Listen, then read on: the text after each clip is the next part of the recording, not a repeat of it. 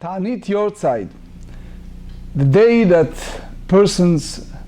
his father or his mother passed away.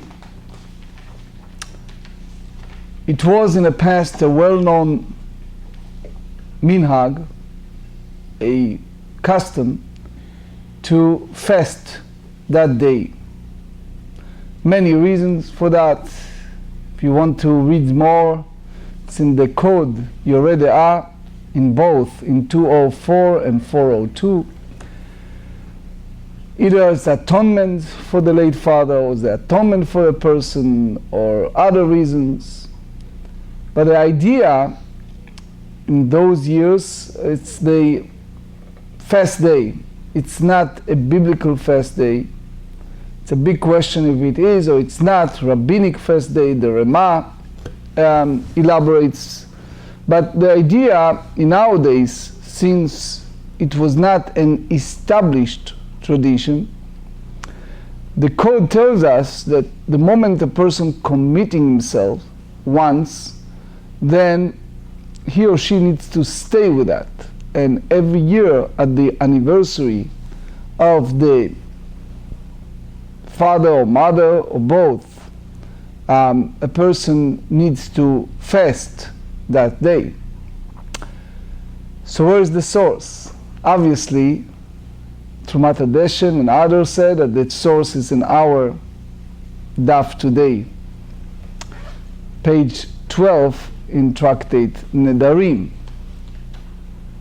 Another phase in this study of today, it's the value of making those vows.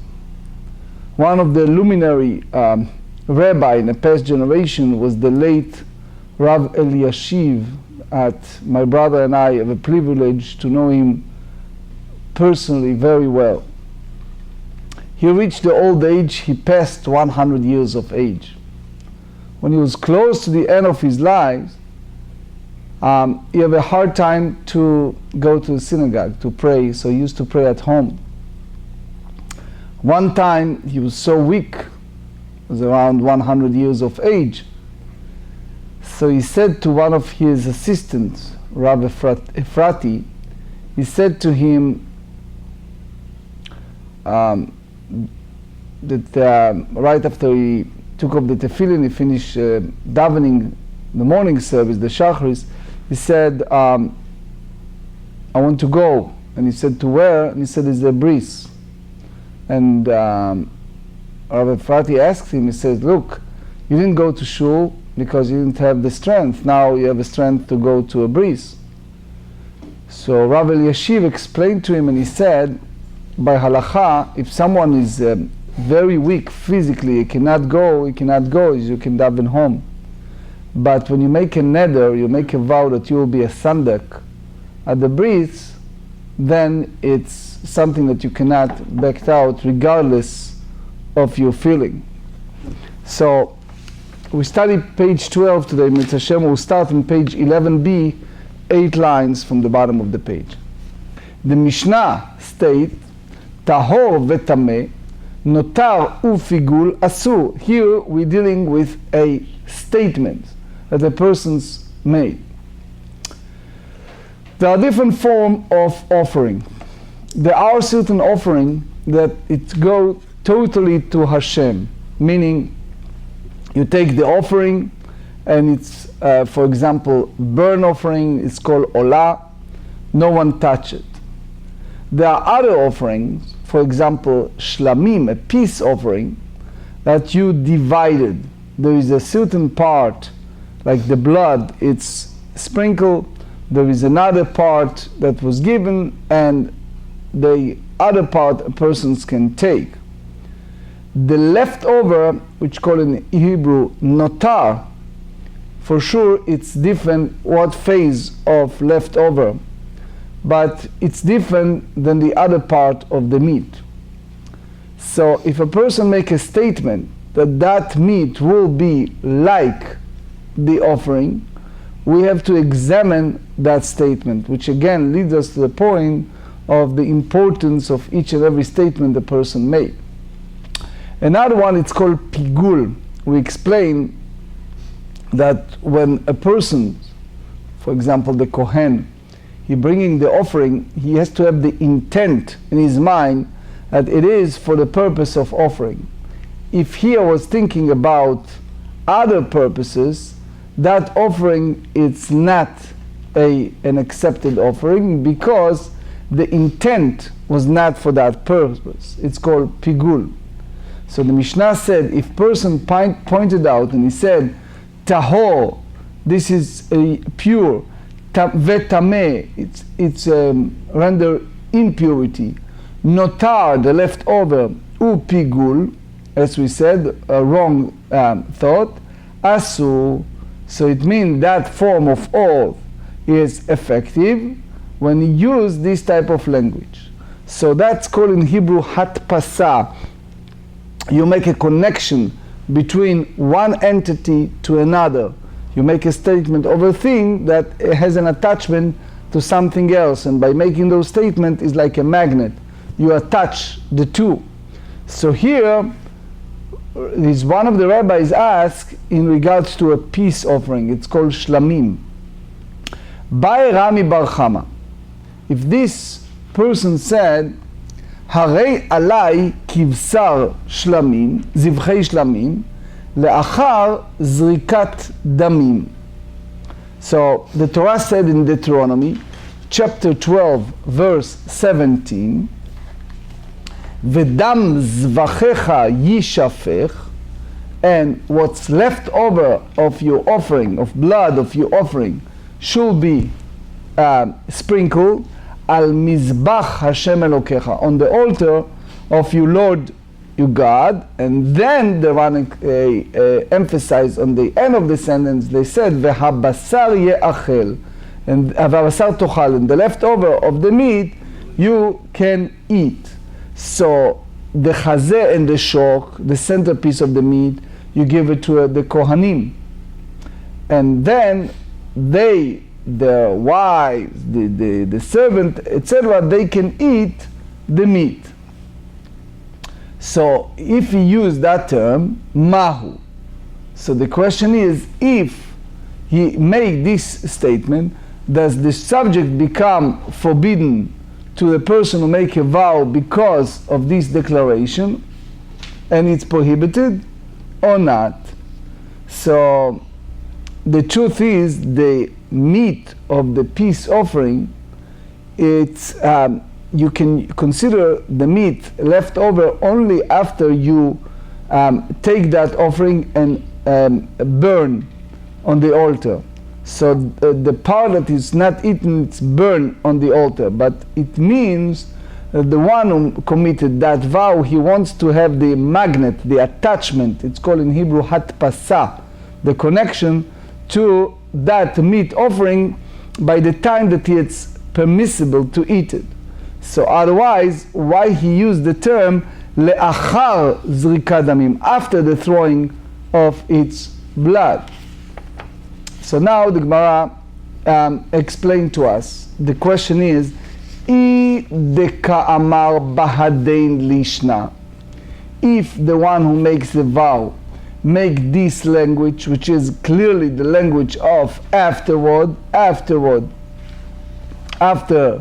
zrikat damim, so beheitera kamatpis, he's basically associating the subject of his neder, of his vow, with some object that is permitted, because the meat of this peace offering is allowed, you can use it when the blood is already thrown. Behetera kamatpis. So that's not a language of a neder, and therefore it's permissible to eat it. So what's the question of Rami Bar Chama? Ela kegon demachit b'sar zevach shlamim.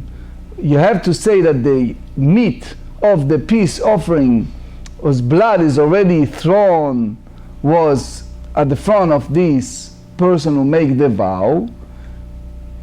בשר זבח שלמים, ומחית דהיתרה גבי, ואמר זה כזה, you have a loaf of bread next to that offering, and the person basically matched the two. That's basically a matter of hatpasa. He connected.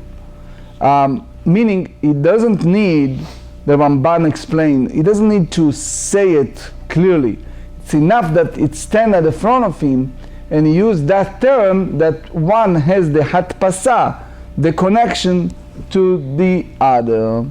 So how you treated that loaf of bread, meaning be'ikaro kamatpis or beheiteira kamatpis.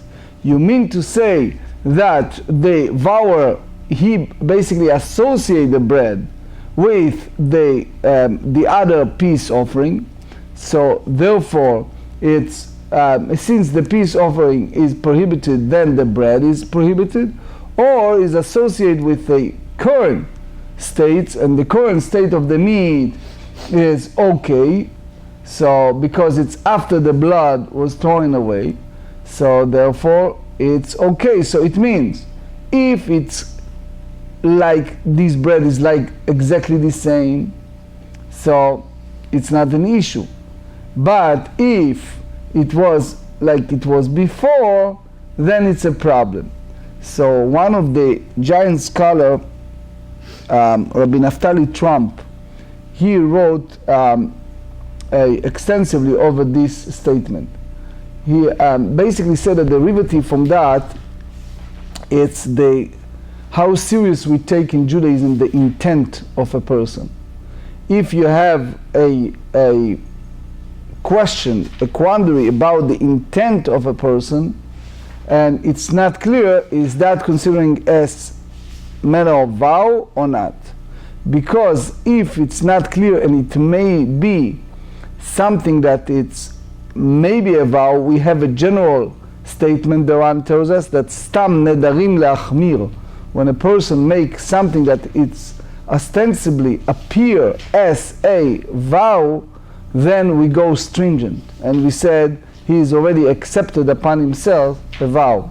If you remember, I told you several days ago about Rabbi Akiva Iger, that once he gets aliyah, and those places they used to impose upon a person who gets aliyah a certain payment, and the Gabba used a statement, and he was just nodding. He didn't say it clearly, and even he didn't fully intend, he said, but since it was interpreted by nodding his head that he meant to say that he agreed, it's already accepted as a form of vow.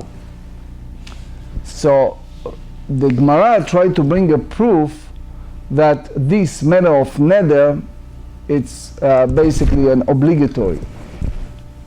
Amar Rava Tashma.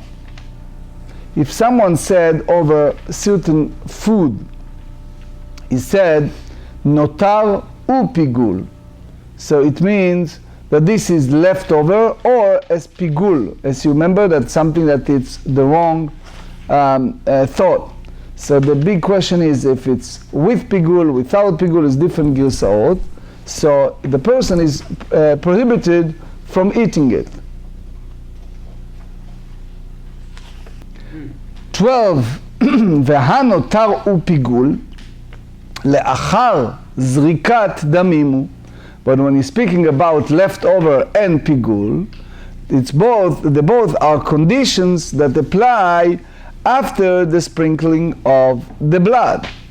So that's basically a prohibition against misusing consecrated property, which the individual is attempting to extend to a permitted item, is no longer applies, because this type of vow is taking an effect. So this is like a proof that one is associated with the subject or with the object of his vow with original forbidden status of the offering. So they said, Amar le Ravuna Brei de Rav Natan benotar shelola. The Mishnah speaks about leftover of burnt offering. So as the Ran explained to us, the burnt offering is totally burned on the altar and is prohibited to derive any manner of benefit from that. So the notar, the leftover, applies when the time of burning on the altar passed and it's still not burned, which means the day of sprinkling of the blood and the following night. And that's based on Mishnah in Tractate Nedarim, chapter 9, Mishnah Aleph, the first Mishnah.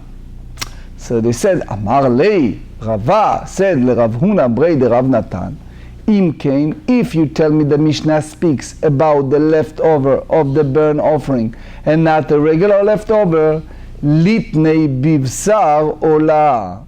So therefore we should use the reference to the meat of an burnt offering. So why we don't mention this leftover? Or the Bach said kibsar ola. So the Rav Huna responded and he said lo mi ba'aya ka'amar. So here he wants to teach us an addition point.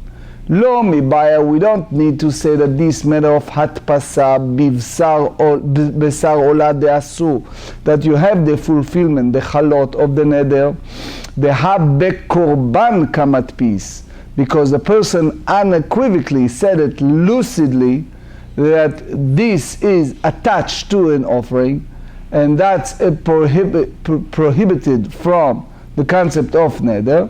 Notar upigul de ola, but the leftover or pigul, the wrong thought of a burnt offering, it's tricha, it's necessary to state that the person is prohibited by his neder to eat it.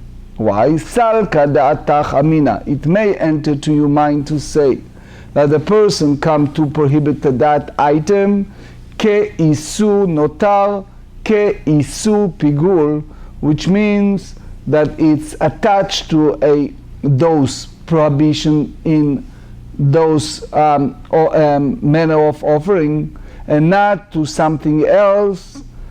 Vahavale, and it's considering as kematpis bedavar ha'asu, that it's like one who is associated an object with something that is inherently prohibited, velo mitzar, so therefore it's not prohibited. Kamash melan, that the Mishnah wants to teach us that one who make a vow, he attached to the offering itself that it's prohibited by the leftover or pigul. So this have in addition the misuse prohibition, and therefore the vow is in effect. So it means that the Mishnah speaks about leftover of burnt offering, and you do not have a proof that one who make a vow, the vower, he make an attachment, hatpasa, for something that's prohibited, that it's totally associated and chalot hatpasa, and it's connected to that item. So here we try to find a resolution to question of Rami Bar Chama from different source, and not this one, Meitivei. So we basically challenge to that point that said that one who make a vow, he is attached to something that is at this point, and not to something that originally was. Here, the rabbi said that the language of Meitivei, it's not so appropriate, is more tashma, the Shita Mekubetzet said. Ezeu isar amur batorah. What is the formula for a manner of vow of a neder that prohibited mention in the Torah? Which means, how can a neder prohibited in a way that applies in the indirect association to neder itself? So he said, Amar hareini shelo ochal basar velo eshte yain keyom shemet bo aviv. Rabbeinu Asher explained that people usually feel sad the day of the loved one passed away. In particular, when it's come to father or mother, regardless to the relationship the person have with his or her father or mother. So the Trumat Adeshem in 293 said that that's the source. This Gemara is the source for Ta'anit Yortzeit, for the fast of a person encouraged to take at the day of his father or mother or both passed away. Not everyone agree with that, but in general it's important to know that some rabbis say that that's the source. Keyom shemet bo rabo, or the day that his Rebbe, his teacher, passed away. So again, the Rosh said that that's a day, sad day for a person. The Mishnah Berurah in Taf Kuf Sameched, Mishnah Berurah said in 568 that it's the same as a father or mother. It's proper for a person to fast that day if it was a main Rebbe. Some go in the day that the big scholar passed. The Eliyahu Rabbah disputed. Eliyahu Rabbah asked, how do you compare a blood connection father to a child versus his Rebbe? But the Rav of Kloisenburg explained that in many cases the connection between a person and his Rebbe, it's more than a person and his father. I know in particular a very close relative of mine that his teacher is like everywhere in his house, pictures of his teacher, and every second statement, I see some of you smiling, know whom I'm talking about, is like the role model everywhere, anywhere. And his father is a good connection to him, but not uncomparable to his teacher, right? Anyway, so כיום שנהרג בו גדליה בן אחיקם, we have a very, very sad day. To me, it's, if not the saddest, so it's one of the saddest day ever in Jewish history, is the Tzom Gedalia, the third day of Tishrei. It's very appropriate, day after Rosh Hashanah, that it's a rabbinic fast day. If you read in the Tanakh, the whole story, it's just awful story. It's basically after the destruction of the first temple, so the Babylonian ruler left a very little remnant of leadership, and they give them a little autonomy for those very few that left in Israel, and they make a governor, a relative, that was named is Gdalia, son of Achikam, and he was a righteous man, but unfortunately it was a clandestine deal behind his back from a jealous person who surreptitiously gets the people to get rid of him. And Gdalia was informed of that, and he didn't take it seriously, and unfortunately it was an assassination of him. And as a result, it was no longer, it was a remnant of people, but it was no longer substantial authoritative leadership of those few that left in the land. So the Gemara said in the Tractate Rosh Hashanah, page 19, and other sources, that that's a very sad day, because eventually it was a decree to expel the remnant. So even we always have some presence of people, we never have a total desolation, but as far as the government or leadership is no longer, for sure it's a disputation. Rabbi Yerucham and others said if it was really that day or not that day. Many rabbis said that it happens on Rosh Hashanah, but they postponed it because of Yom Tov. Anyway, it's you can read more on that. Ibn Ezra, for example, on the book of Zechariah, his commentary on chapter 8, verse 19, you see the commentary on the exact day. But anyway, a person make a commitment to fast in certain days, such as the day that Gdalia ben Achikam. So basically the fast day of Gdalia, it's anyway a public fast day. So in a way he make association to that day. So the code tells us that's, you see it also in the other sources, in the Rashba and the Ran. He said, this day is a public fast day, and one is obligated to fast even if he does not take a vow to fast. Nevertheless, since the obligation to fast is by the rabbinic law, so if one takes a vow to abstain from meat and wine on that day, his vow is not considered a vow with regard to an item that is already forbidden, and it therefore takes effect. Consequently, if he then associates another day with that one, he is considered to be extending a prohibition that took effect due to a vow, and therefore the second vow takes effect as well. That's the Rashba and the Ran. כיום שראיתי ירושלים בחורבנה. So the Mishnah Berurah said in Taf Samech Aleph 561 Seif Dalet, they said that if someone see, God forbid, the city of Yerushalayim when it's distracted, so he needs to abstain from any manner of joy. Like that day, it's like eating meat, drinking wine, etc. It's a big question among the rabbis how you treated Yerushalayim today. Moshe, for instance, said that nowadays it's not considering Bechor Bana, because nowadays you see a lot of building, a new one in Yerushalayim.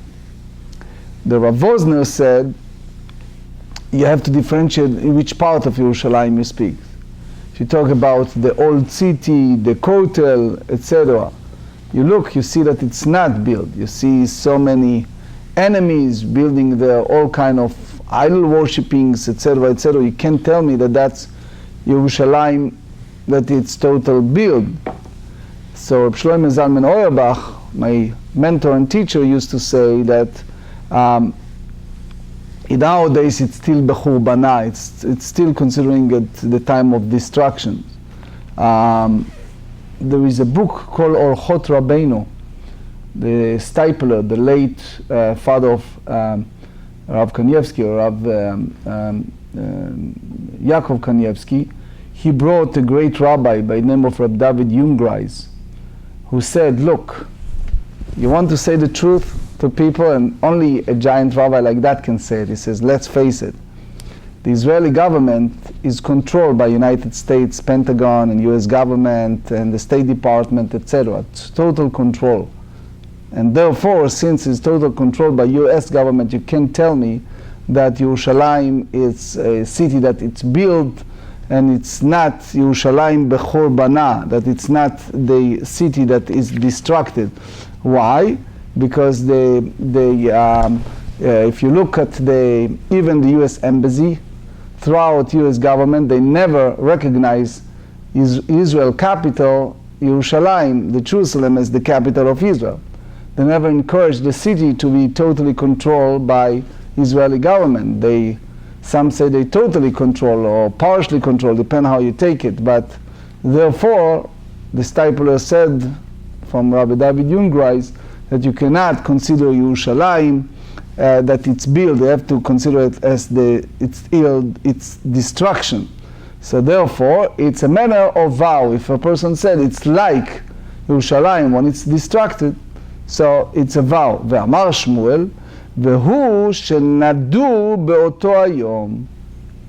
The condition is that the vower was previously bound by a neder prohibited him from meat and wine on that day to which he referred. So the Gemara elaborates on that question. Hey chedami, what exactly the Braita are referring here? Lav kegon deka'ei bechad b'shabbat demit bei avuha, which is this applied to a Sunday, which means, take for example the month of Nisan. If his father passed away on the first day of the month of Nisan, and then several years later, at the first day of that month of Nisan, he said that day will be like the first day of the week of that month. Ve'af al gav de'i katuv achad b'shabbat dehei teira, but since his original vow it was many first day of the month of Nisan that he was permitted to eat meat and drink wine, because he prohibited himself only for one time. Vekatane asur, and the Braita said that he is prohibited from the original matter of vow. Shma mina be'ikar hu matpis. So therefore you understand that it's the essential state of the source object. He is associated the object of his neder. So he said, so the Gemara rejected that and said, the Shmuel ache itmar. So this actually the state of Shmuel, Amar Shmuel vehu shenadu uva meoto hayom va'eilach. So every first day of the week, from the day his father is no longer among the living, those days prohibited on him from that manner of neder.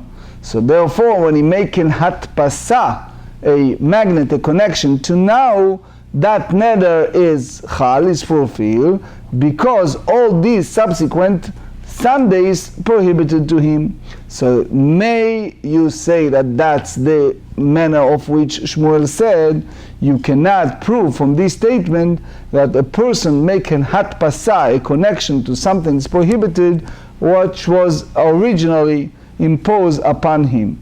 So we try to reconcile, usually in the Talmud, Rami Bar Chama is one of the sharpest minded questions.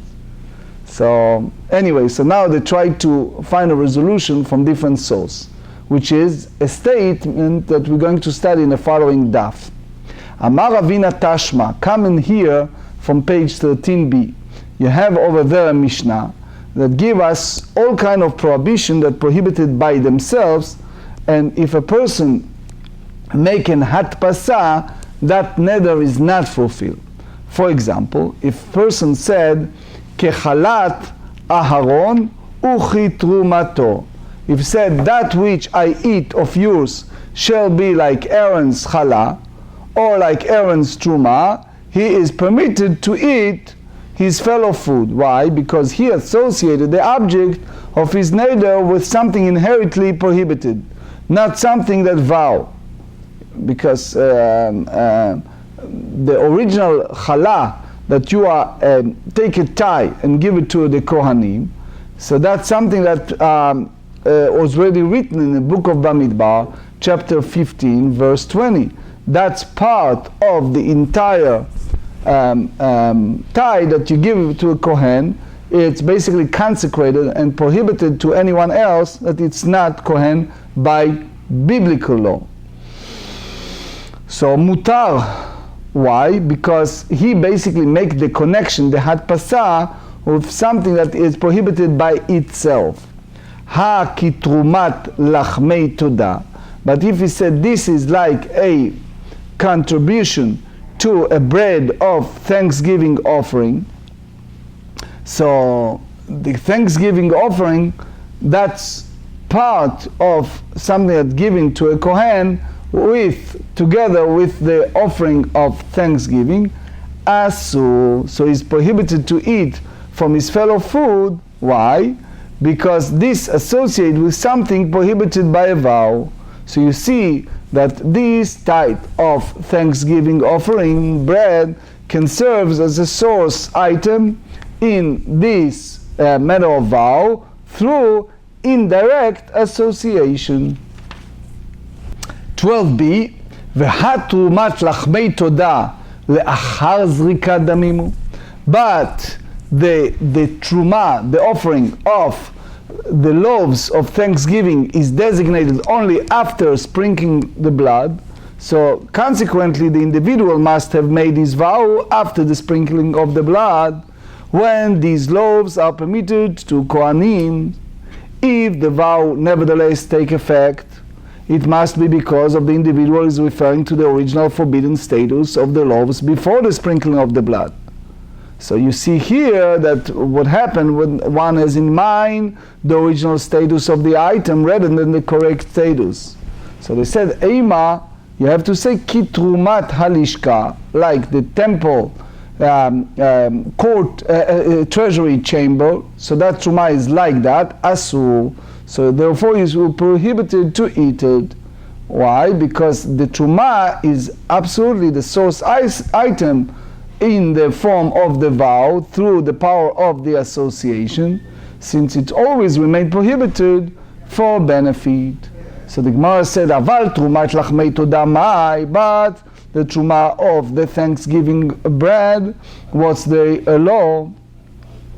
Mutar. So you don't have the manner of neder at parsha todah, at lit lachmei todah v'kol sheken trumato.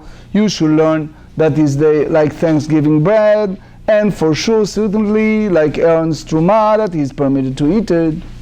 So so that's incorporated with Trumat Aaron that the Mishnah mentioned. Another avenue, V'baitema, Trumat Lachmei Todah Namei Kodem Zrikat Damim Hu, Kigon de'afreshinhu belisha, that when he separates the Truma bread while they are still dough. So the Truma bread in that situation are prohibited by the vow even after their separation. And as a result, it serves as a source item in that manner of vow through the association. V'chi ha'de'amar Rav Tovei bar Kisna amar Shmuel lachmei todah she'afa'an be'arba chalot, if one baked the Thanksgiving offering bread as 4 large loaves, 1 a chametz loaf, 1 a baked matzah loaf, 1 a matzah wafer, and 1 is seculated matzah loaf instead of 40 loaves composed of 10 of each type.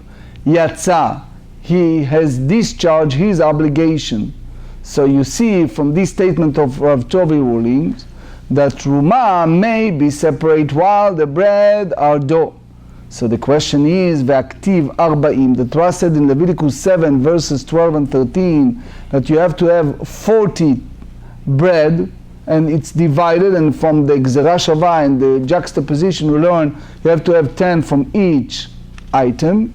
So the Gemara said, Le mitzvah, that it's is a prescribed procedure. So offering is nonetheless valid if one baked the bread as 4 large loaves. So the Gemara said, Va'bai le'mishkal truma. So you have to take a tithe. So how can one lose this type of bread consist only a single loaf? So they said, V'chitema de'shakil chad arifta al kula. If you take 1 for all the 4, ve'atnan. We learn in Tractate Menachot, page 77b, when the Torah used the term of Thanksgiving offering, Leviticus 7 verse 14, echad mikol korban. So a person should bring 1 from each and every offering as a truma to God, shelo yitol mikorban al chaveiro, that you should not take the one who contributed 1 part, for example, 1 species of bread to another. So you have to have independent offering to each one of them. So therefore, you cannot take 1 bread and account of the other. If you tell me take 1 slice from each and every one, they said clearly that 1, we should not take a piece of bread as truma, but rather the entire loaf. So how then can truma be taken from a todah breads if they are baked as only 4 loaves? Elad afreshinu belisha, that he basically separated, good morning Dr. Friedman, while they are still dough. So they said, דשקיל חדה מחמץ וחדה מן חלות וחדה מן רקיקים וחדה מן רבוחה. So he basically take 1 of each of those, 1, it's like sampling from 1 of them, 1 of the 10 matzah loaf, 1 of the 10 matzah wafer, etc., etc. And that's the way. So since it's obvious that the truma may be taken before the throwing of the blood, and in that case the truma may certainly serve as a source of an item in a neder through association. The Mishnah could not list the truma of Thanksgiving offering bread as an invalid source item. So we have no resolution of iniquity, which is a person making a neder through association referred to as essential state of the source item of the correct state. So the Netziv of Volozhin asked a question from that in regards to Hilchot Shabbat. What happened in Shabbat we have to have lechem mishneh, right, Elliot? Yes. And the halacha is that every seuda, every meal, you have to have lechem mishneh.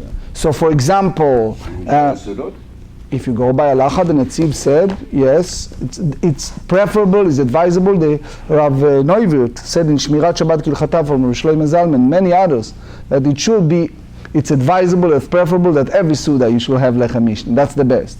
So, for example, people using a matzah bag, you have those matzah bags, so they need lechem mishneh, you take one of the matzah. But what happened is, the Netziv asked about his father-in-law.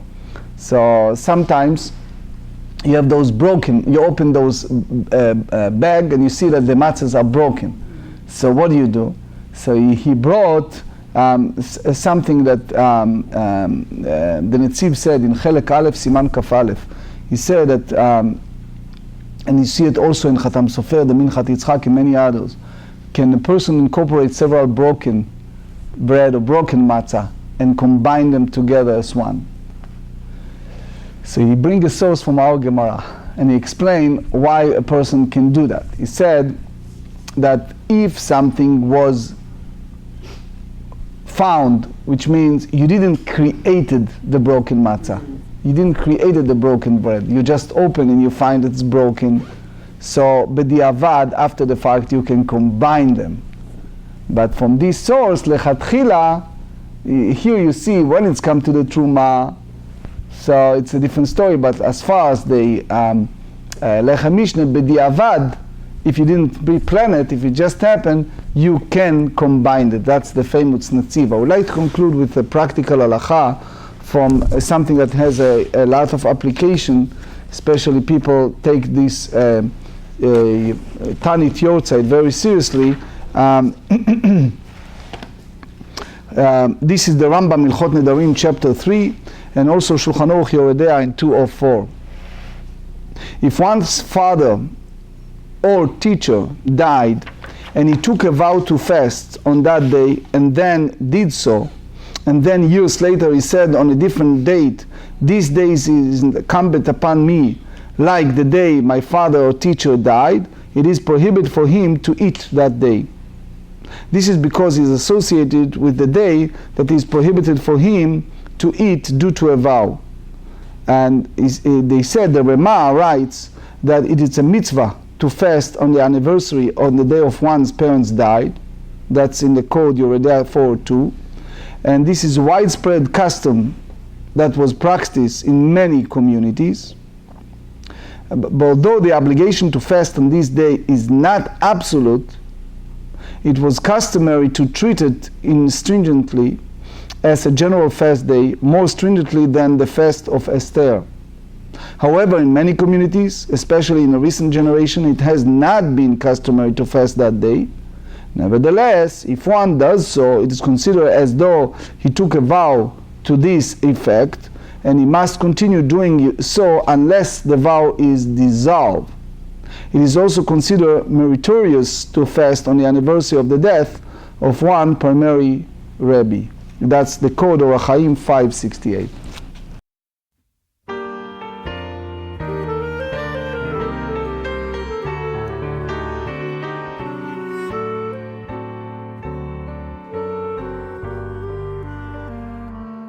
Boyachem leshuloim alachai yeshuloim malachai